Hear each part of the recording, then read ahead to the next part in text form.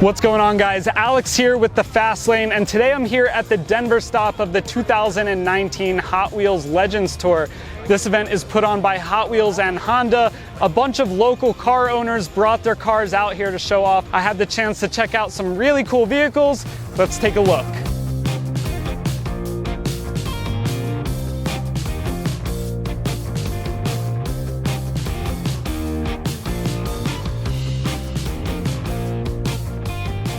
Hey, welcome to the Hot Wheels in Colorado, the first time the event's been here. I was invited to judge the Hot Wheels show today. What we'll do is we'll come together as judges and pick out our top cars, and the winner will advance to have opportunity to show with 20 other cars in SEMA for the chance to have their car made into a Hot Wheels. We have a wide variety of beautiful cars, and right here we have some featured Hondas. Your Hot Wheels fan is anywhere from 3, probably all the way up to 90. You can see by the cars that showed up today is that there's just a wide variety from, hot rods to old muscle cars to newer imports.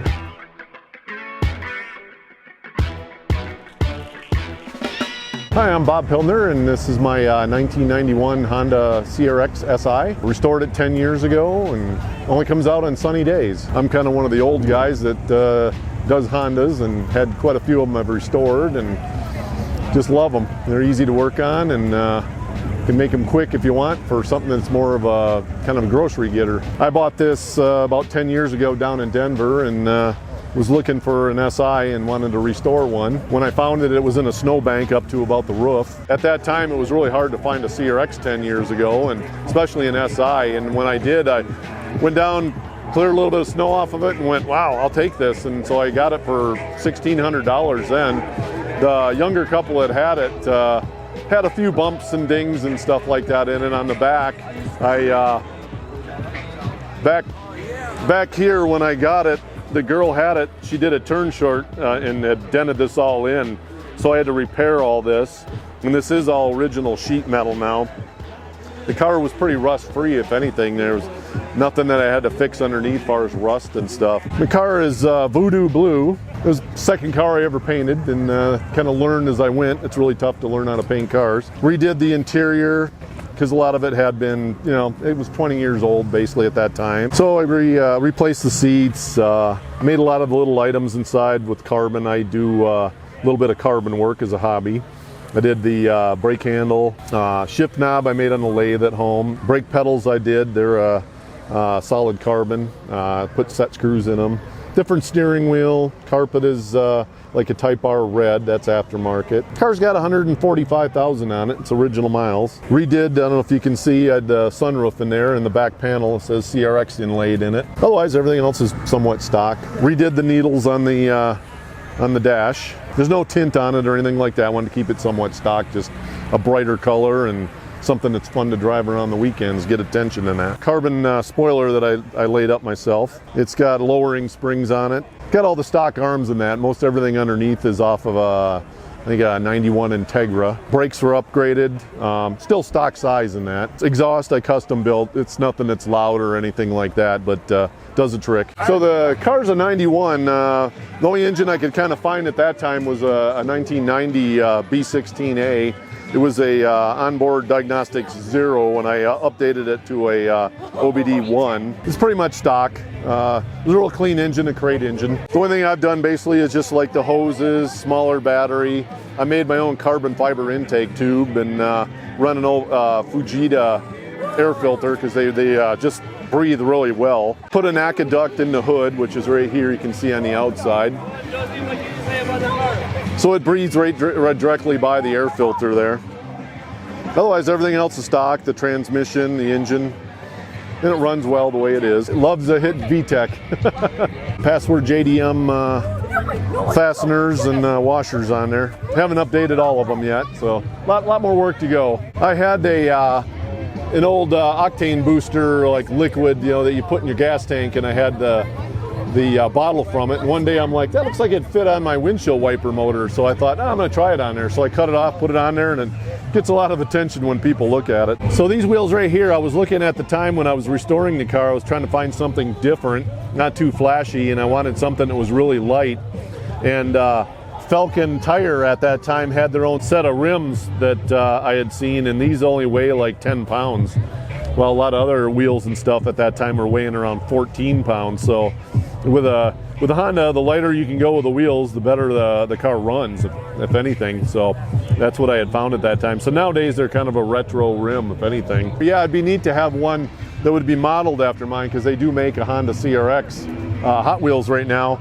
The only thing they'd have to do basically would be to just change the wheels and paint it a brighter color instead of the red or the black that they have out now.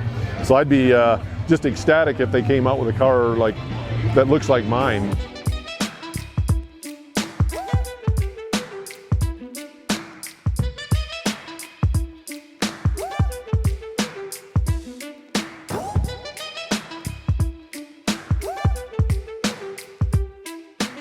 My name's Calvin, and this is a special needs trike.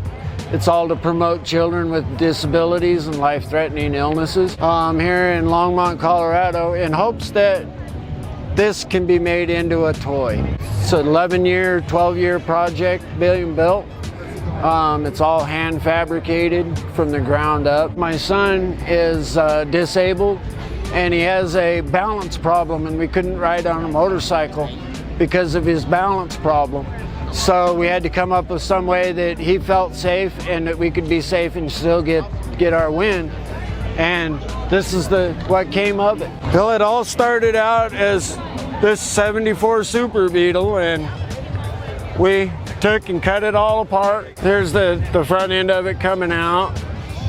And it was done the old school way. We used the trailer hitch off of an old Ford Ranchero and bent a lot of the tubing and everything right off of the bumper of the Ranchero. Here's some of the kids from past events that we've been on. Yep, there's my son. We just came back from the Special Olympics, and he had won 3 gold medals that year in the Special Olympics. This is actually a section of the original hood that we cut and bent and twisted, and it's actually a piece of the old Volkswagen that was in 1974. These are cut and section fenders off of the front end of the Volkswagen that just kind of brought the wrap around. Powertrain is a stock 1600cc dual port Volkswagen motor. It's got the Volkswagen transmission in it, independent rear suspension. I can and sometimes do second gear wheelies. On the dashboard, there's a gold medal that was won by my son in the Special Olympics. And the 2 other boys are the life-threatening boys that have lost their lives to a pecan. Both boys passed within the last 4 months.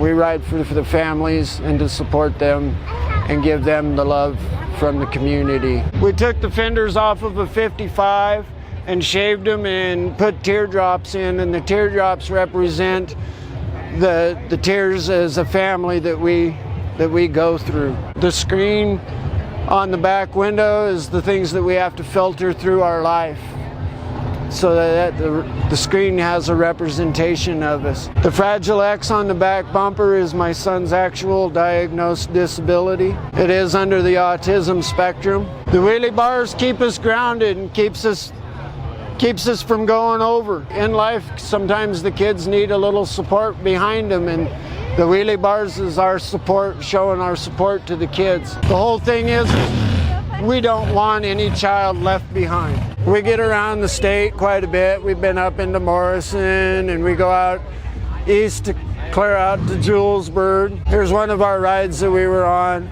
We were about 50 motorcycles strong that day. This was one night on our way coming home. Just a gorgeous sunset. One of the reasons we ride is to be out in the open and free. If you'd like to follow us and learn more about the Special Needs Trike, please look us up on Facebook, Special Needs Trike. We do many, many events throughout the year to give back to the community.